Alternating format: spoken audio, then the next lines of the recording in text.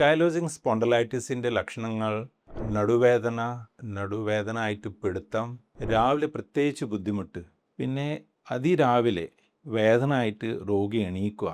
പിന്നെ ഈ വേദന ഒരു പ്രാവശ്യം ചലനമായാൽ കുറഞ്ഞു വരും.